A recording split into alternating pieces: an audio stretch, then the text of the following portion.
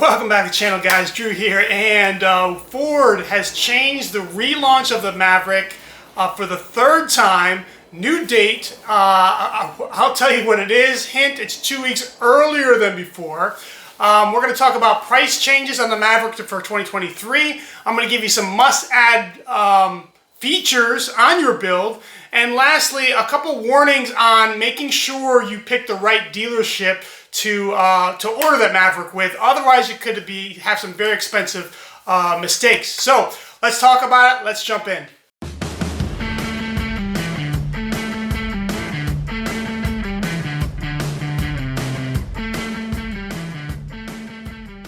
All right, first out of the gate, guys. First out of the gate. When I screw up, I'll own up, okay? That's one thing I will commit to on this channel.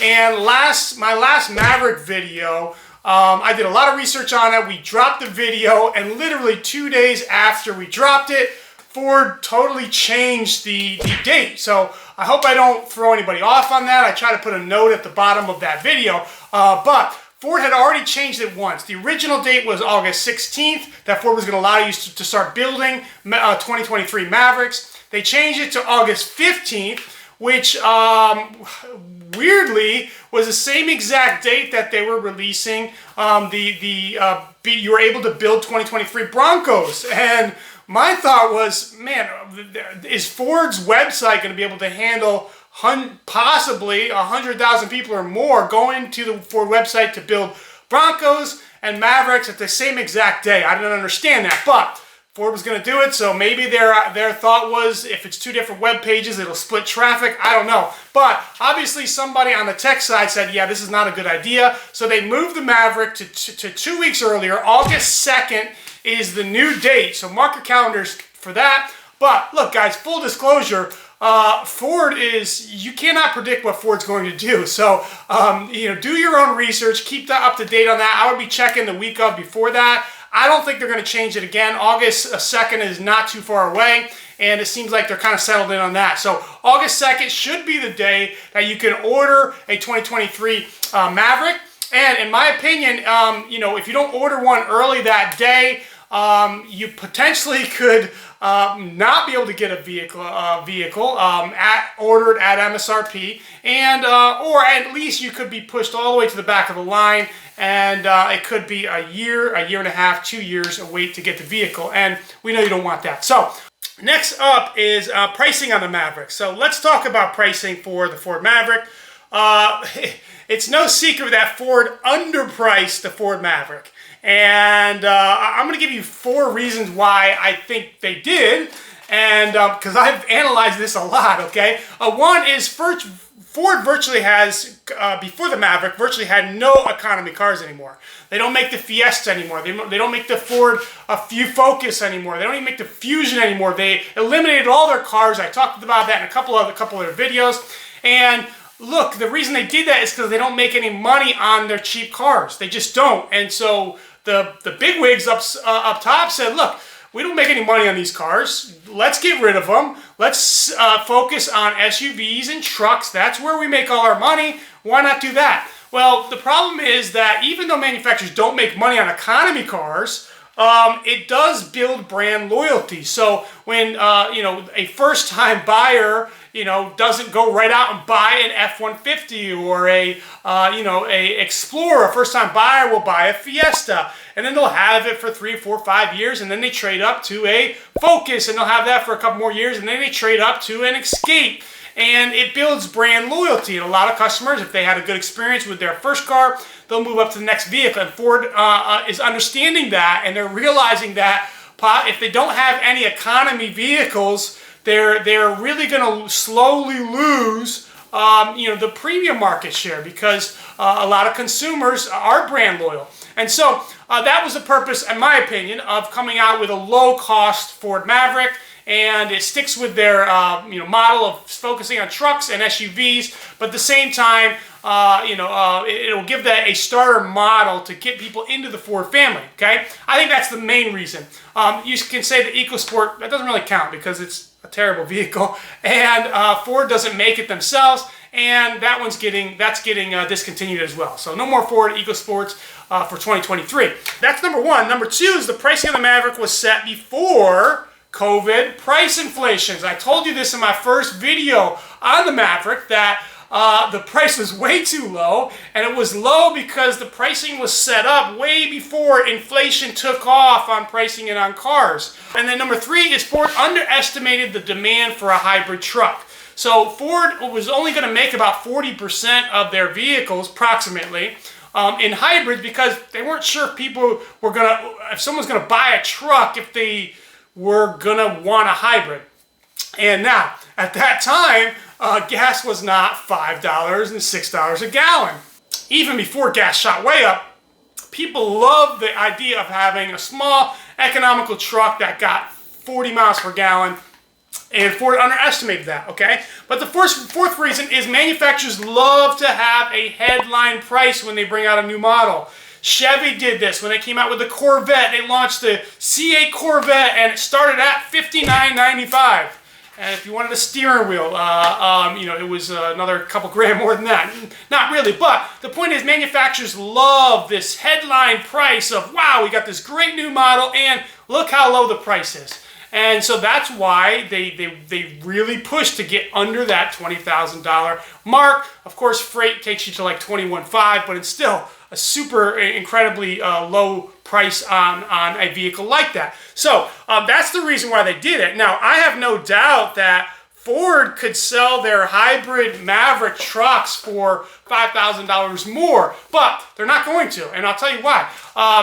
Most times they will have an increase. The price will get increased for 2023. How much, we don't know for sure. I'll give you my opinion. My opinion is I predict that any of the XL and XLTs are going to go up between $1,000 to $1,500. And Ford could definitely go up way higher, but when they do that, they have a lot of problems that come with that. And what happens is, especially in a case where there's such a backlog of orders, you're going to have a ton of people are going to put in orders for 2023 Mavericks. There's already a backlog now. Within a matter of a week, they're going to have a massive amount of new orders putting in, thanks to my video, not really.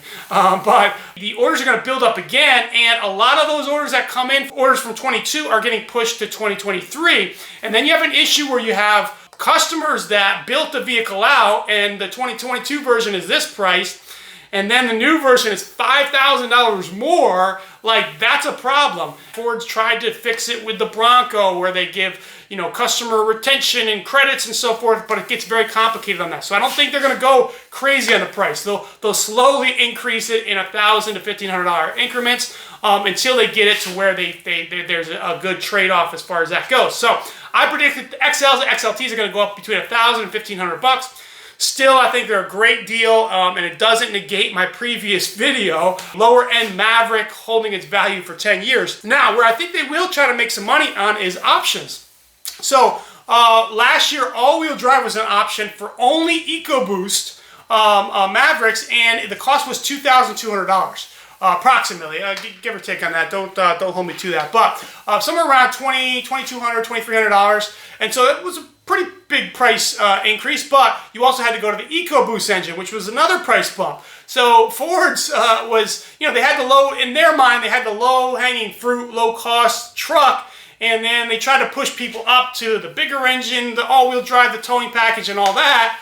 They didn't realize that everybody wanted the cheap, economical, a great MPG truck, and that's why the hybrids are so hot. I think Ford will possibly add all-wheel drive availability to the hybrid version, and they'll maybe raise it $2,500, $2,800, something like that, and try to get customers who are buying the cheapest version, bump them up to all-wheel drive. I'm not sure if it'll work or not, if the price gets too much, but that would take a XLT, an XLT with all-wheel drive, even with no other options, to around the $26,000, $27,000 range.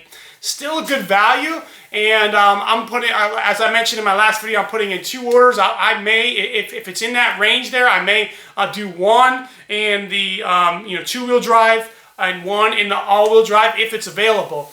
But as far as that goes. So next, options must have. Now, in 2022, there were several low-priced options that were just no-brainers to add, in my opinion.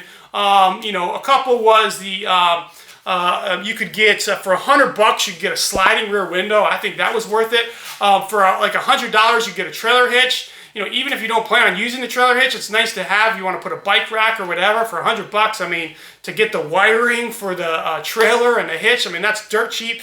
One big thing that some people miss is some people were paying $500, $600 for a spray and bed liner.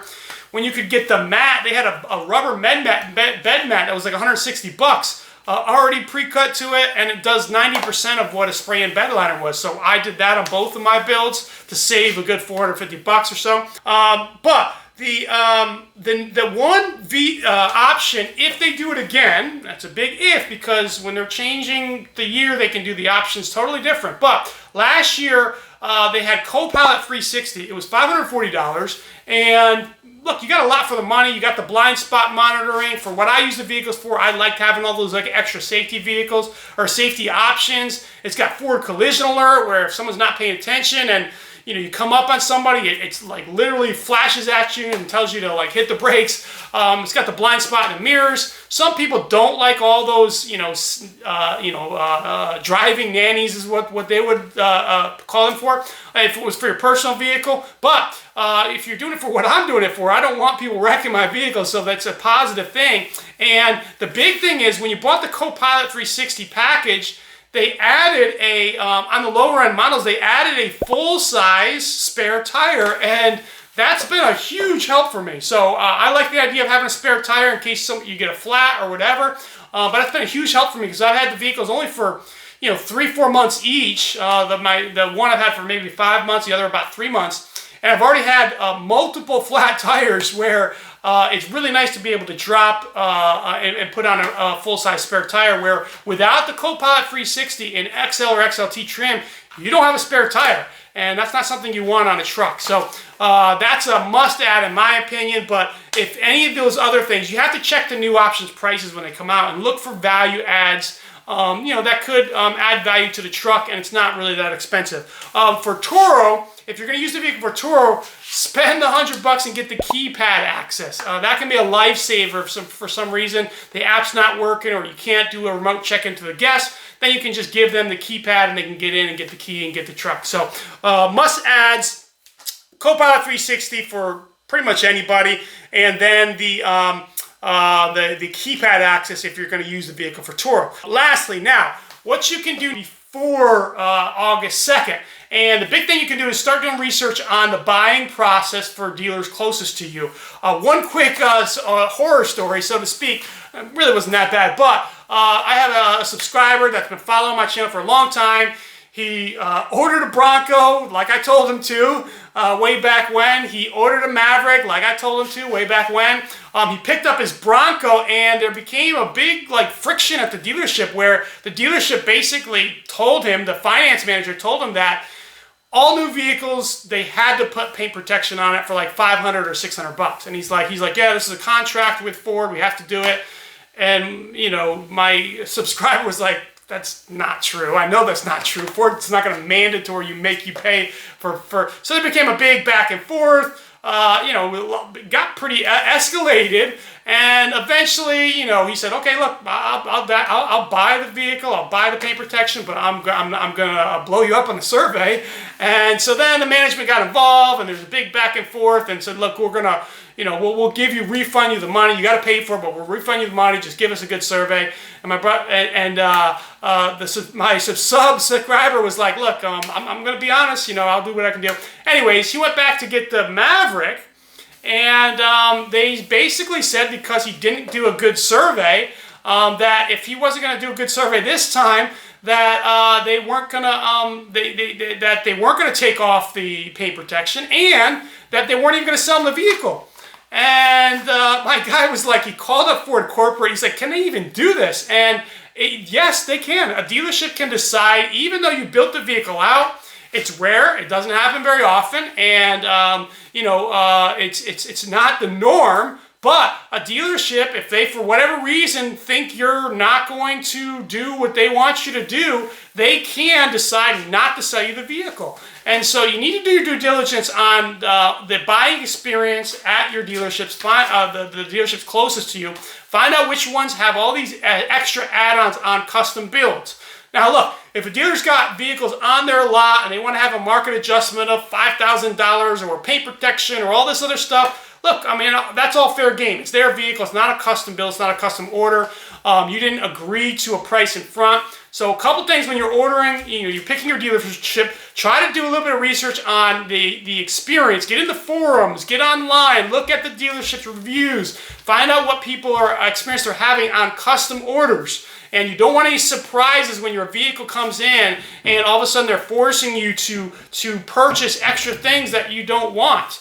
And so do a little due diligence on that. Now, once you put your reservation in, technically you could change it to a new dealership if you didn't have good feelings about that dealership, but it's just another hassle and it could possibly maybe slow down your thing. So if you can do that research now and know when you put your order in which dealership you want to work with, which dealership you're going to be most comfortable with and having a good experience for custom orders, and then when you go to actually lock that order in with the dealership, make sure you get a signed copy of what the pricing of the vehicle is going to be and a commitment for them to sell it to you at that price. Make sure there's nothing.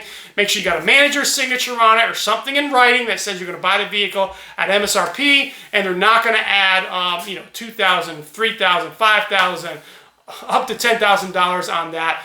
So again, my opinion, I'm still targeting the hybrid. I still think that's the sweet spot, but there will be limited quantities of those. So the first people to put those in, I think Ford quickly will shut down the hybrid orders like they did last year. And so you want to have your order in for that. So hope this is helpful, guys. Until next time, thanks for tuning in, and I'm out. Thanks.